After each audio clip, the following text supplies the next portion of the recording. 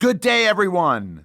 My name is David Johnson, and I'm a senior lecturer here in the Department of Economics at the University of Wisconsin-Madison, and you are listening to the inaugural episode of the Wisconomics podcast, a series of lively discussions and debates about the wonderful world of economics with important and influential members both of our department and of the broader Wisconsin community of economists and economic policymakers.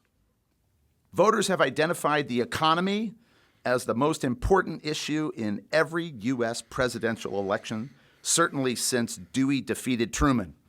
And we hope this podcast will help you understand and appreciate the influence academic economists have on both presidential campaigns and private lives. We welcome a very special guest today, Chris Tabor. Chris is the James J. Heckman Professor and holds the Walker Family Distinguished Chair and is currently the chair of our department.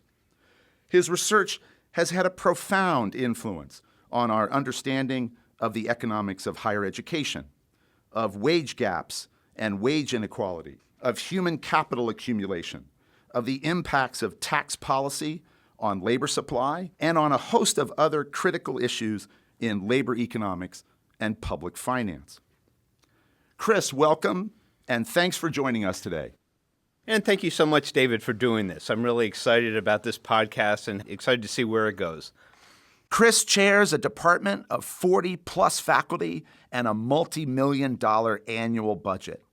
Yet he still devotes an inordinate amount of time and energy advising and mentoring students, which got us to wonder how he and economics first met. I'm assuming you were first introduced to economics at the University of Chicago, where you earned all of your higher education degrees, bachelor's, master's, and PhD, in a department with its own eponymous school of economic thought. Can you recall what first drew you to economics and perhaps to labor economics more generally? Yeah, I think I have a story that's similar to lots of other economists that I talked to. I was actually a math major, and I took a lot of economics classes, but not quite enough to get an economics major.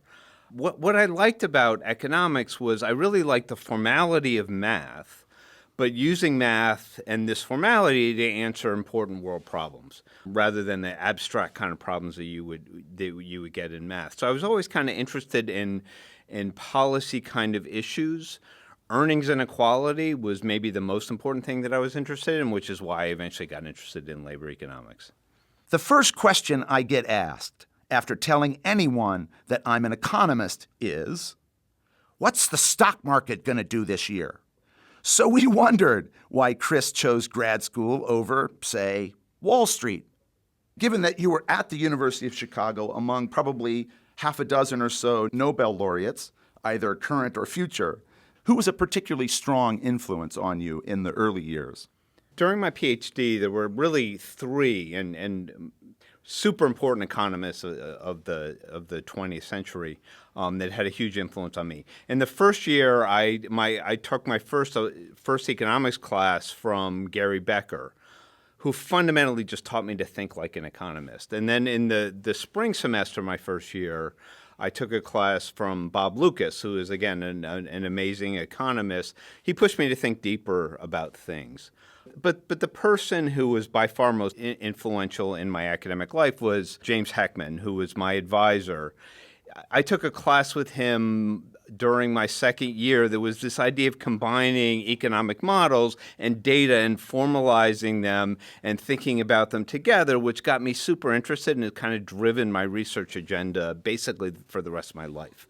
So I just want to back up just a little bit on that answer. You know, economics is among the most popular undergraduate majors, certainly here at Wisconsin, as it is at most other major public and private universities, certainly in the United States. Yet across the board, single-digit percentages of econ majors go on to earn PhDs in the field. That's true at Harvard, that's true at Princeton, that's true at UCLA, it's true at Wisconsin. Was the decision, your decision, to go on and do a PhD some sort of light bulb moment for you at Chicago, or was it more of a logical extension of your undergraduate experience? See, for me, it wasn't, I wouldn't call it a light bulb moment. What I was thinking at the time was very different from where it ended up. I was very much interested in policy kind of issues. And my thoughts were, I wasn't going to go further in math. My interest in policy issues made me think about going to D.C. and being more engaged in forming economic policy. But I remember talking to somebody in the economics department, and they basically convinced me that was a good thing to do, but if I was going to pursue that, I would have a lot more influence if I got a PhD than if I didn't. So I originally got a PhD not planning on going on an academic track, but eventually getting some sort of government job. Obviously, I didn't get a government job. I've never worked in D.C. It's probably not where I would be best. I think that the academic track was the right track for me, and I'm happy that that's where things led. But that was not the original plan when I got my PhD. Safe to say that you're an applied microeconomist. I wonder if you can give us a sense of how research ideas come to you. Do they evolve out of some lived experience, or do they come to you after reading some article in the Times or the Journal or the Economist? I'm going to give a really boring answer on this one, because to me it's really from the economics literature. I go to conferences, I go to seminars, I read lots of papers.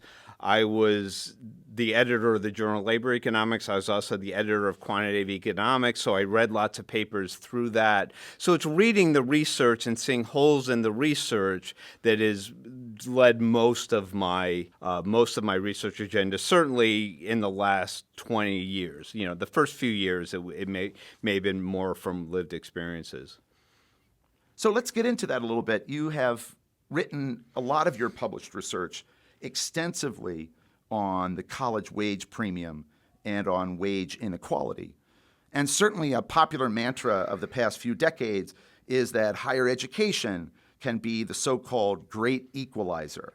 Can you help us understand how economists define and measure the college wage premium?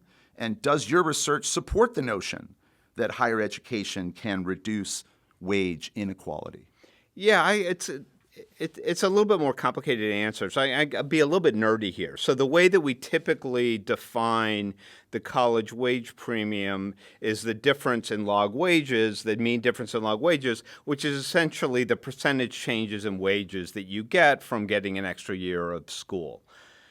This is one of the classic examples where causality is extremely difficult. People that are on college degrees earn more money than people without college degrees. Do they do that because they earn the college degree, or do they do that because they're this type of person that would have done well whether they gotten a college degree at all? And trying to identify that, trying to separate the causal effect from the selection effect is extremely difficult. But there's a larger literature that's tried to do this. The basic results of this are the return to a year of school is something like 8 percentage points. So your wages would be 8 percentage points higher if you went to 1 year of school than if you didn't. So if you think about going to 4 years of college versus no college, that's going to be something like 32%. 32% might not sound like that much money, but it's going to add up. So if you earned, say, $100,000 without a college degree, that would be $132,000 a year with a college degree. $32,000 working for 45 years that's going to add up to well over $1 million. So even though the effects might seem small, they add up to a huge return because you receive it over your whole lifetime. It's not a one-time thing that you get. In terms of whether it decreases inequality, that's a more subtle question. The main thing that it does is increase wages. So people that go to college earn more money than people that don't go to college. So if we're thinking about a world where nobody went to college, where compared to a world where half of the people went to college, inequality would be higher in the world where more people went to college, but nobody's worse off. Some people are earning more money more money than others. There are cases in which increasing the fraction of people going to college can actually decrease inequality, but it can also increase inequality depending on where you are. To me, the main effect I would point to about going to college is not the effect on inequality, but just the effect on average wages. Just getting somebody to go to college is going to have a large impact on their lifetime earnings. And just to follow up on that, can you give us a sense, the time series data on that college wage premium? Has it sustained itself over time? Is it ebbing? Is it increasing? This was my job market paper when I was originally leaving my PhD was on this. So the college premium went up for a long time. So the return to a college degree increased a tremendous amount, especially during the 1980s, which was explicitly what my PhD thesis was on. It's gone up since then. It's flattened out a little bit. So it hasn't declined, but the rate of increase is not the same now as it was 40 years ago.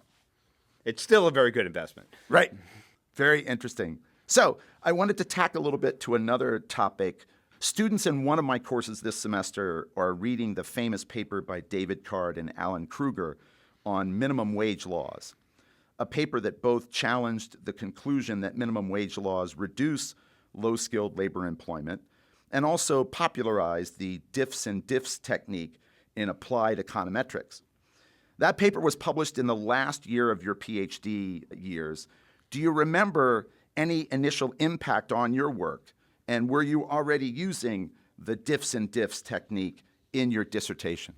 That was an incredibly important paper and got a lot of attention. So as a labor economist at the time, it was exciting to see a paper that was written by academic economists get as much press and as much exposure as it did at the time. To be honest, though, I can't say it had a huge influence on me. The type of work that I do is more structural. I kind of mentioned this before. A lot of my work is more about taking formal economic models and connecting them directly with the data. The diff and diff approach, which I've worked on, I've written papers on, so it's not that, but it's a great way to do a lot of different things. But it's been less influential on my work than it has on labor economics as a whole. It's had a huge impact on labor economics. I'll also say the idea of diff and diff existed before Card and Kruger. Right? Sure. This became the best example and maybe the cleanest example of it. But it wasn't the first paper. It was already gaining popularity in labor economics. Economics at Wisconsin bridges several departments, programs, and institutions. And a bit of our own historical research uncovered the role of one of those important Wisconsin institutions.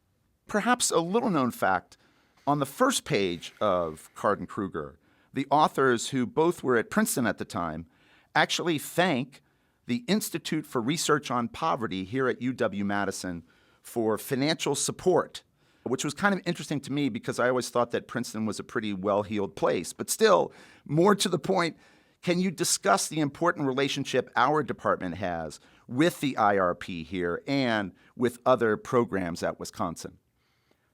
That's really cool. I didn't know that. I think for IRP, there is one very important name that I want to mention, which is Bob Lampman. Bob Lampman was a member of the economics department back in the 1960s. He went to work for the Council of Economic Advisors during the 60s. He became one of the most important people involved in the war on poverty in the Johnson administration.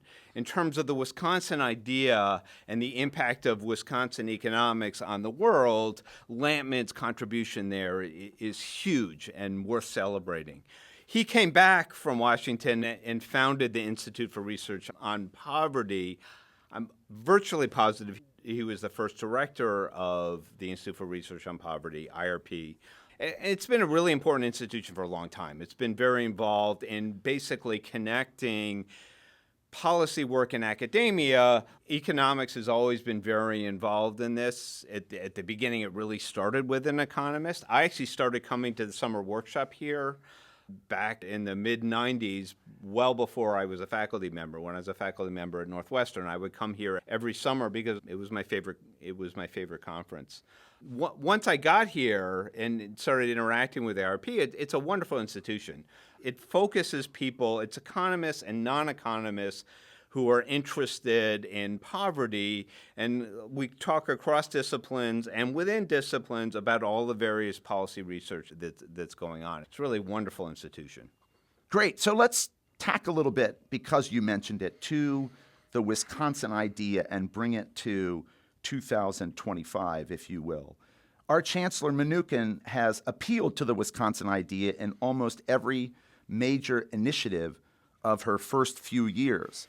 I don't know whether you saw the email that came to us about a half an hour ago from the Chancellor, in which she calls the Wisconsin idea our North Star. I'd like to hear your thoughts on the current state of academic freedom here at UW-Madison. But I'd like to start by reminding our listeners of these words on the plaque near the entrance to Bascom Hall. Whatever may be the limitations which trammel inquiry elsewhere, we believe that the great state University of Wisconsin should ever encourage that continual and fearless sifting and winnowing by which alone the truth can be found. I'd also like to point out that this statement by our Board of Regents in 1894 was in defense of the work of Richard T. Ely, an economist, actually, Chris, a fellow labor economist, who was the director of our School of Economics, Politics, and History at the time. It's safe to say that federal funding for major research universities in the U.S. is in a current state of flux, unlike that we've seen in decades. Is academic freedom still alive and well at Wisconsin? Or do you worry that we might have to sift and winnow less, as it were? This is a hard question. There's going to be two parts of this, two parts of my answer. In terms of worrying about federal funding of major research universities, I'm worried about that. The importance of research beyond economics to the world is incredibly important. This is the classic example of an externality we have in economics. There's lots of things that are done in universities that are not going to be provided by private industry. It's incredibly important that we continue to fund research at a high level. So at that level, yeah, I'm worried about funding of research being cut. At the same time, I'm not worried about the Wisconsin idea. I think the Wisconsin idea is alive and well. You heard my discussion of how I got into economics. That's very much the whole idea of the Wisconsin idea, is thinking about research and thinking about applying it to the world and trying to help the world through our research. I think it's fundamental in our institution. I think our leadership is fully behind this. I'm not worried about that. It's so fundamental to this institution. I don't think that's going to go away. Yeah, very, very good to hear. So you were set to pass the department chair baton to Kim Rule, another professor in our department, until he was tapped to join President Trump's Council of Economic Advisors, the first economist from UW-Madison ever to be appointed to the 3-member panel that directly advises the president on economic policy. Kim was also chairing CROW at the time, our Center for Research on the Wisconsin Economy. Can you comment on how this appointment celebrates both Kim's skills as an economist and our department's importance on the national stage? Yeah, first let me say this is super exciting for both the department and for Kim. This is a major, the Council of Economic Advisors has always been very influential across many different administrations. The criterion for getting on it is extremely select. It's very difficult to reach that level where you're recognized to be a member of the council, and we're super excited that Kim was chosen this task. This is a classic example of the Wisconsin idea, where we're really combining economic research with economic policy. Probably the main job of the council is to be very aware of research going on in economics and be able to communicate it to people that are making policy firsthand. The set of people that have the skills to do this is very slim. So the set of people that can be stars, like Kim is as an academic, but also have the the skills to communicate these ideas to people that are non-economists is extremely difficult. Kim is an amazing person, and he's been able to straddle both worlds very easily. I think he's really serving our nation and our university and our department well by doing this.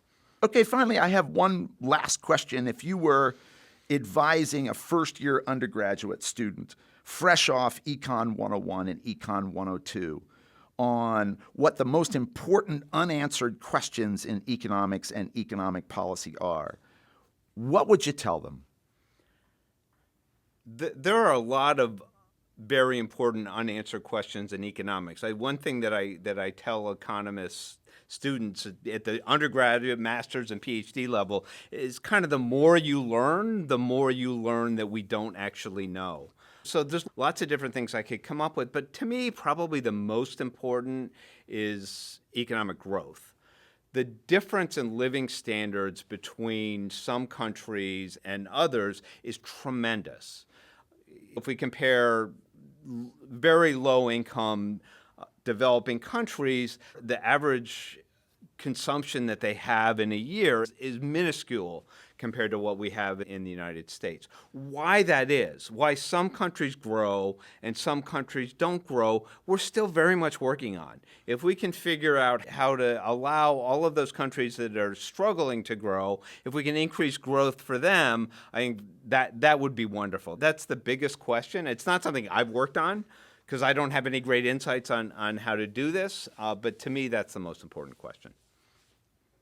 Certainly. And within your own research, where do you see it, what is its direction for the next 2 or 3 years? Are there unanswered questions for you as a labor economist or a public finance economist that you're interested in pursuing more deeply? I mean, the biggest question facing the labor market, I think, the effect of technology growth on labor markets, this has been important since the Industrial Revolution. This is not a fundamentally new thing, but the way that technology interacts with work has changed a lot over time.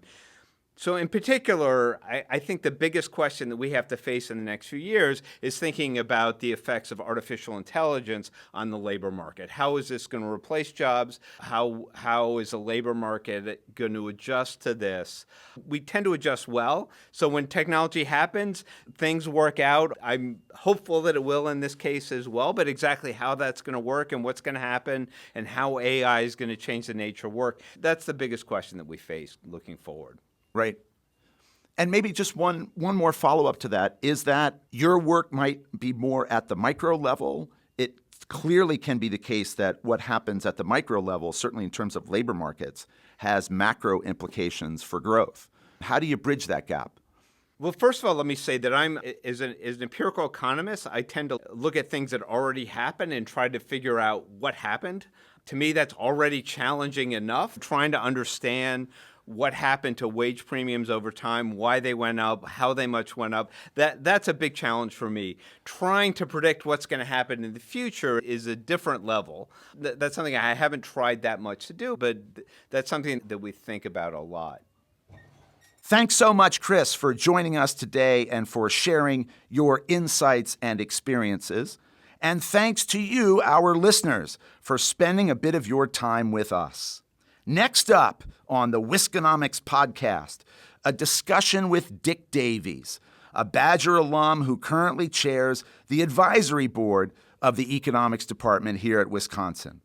I look forward to catching up with Dick and hearing his thoughts on how economics at Wisconsin can continue to enrich the lives and careers of young people as it has his. Until then, bye-bye and buy bonds.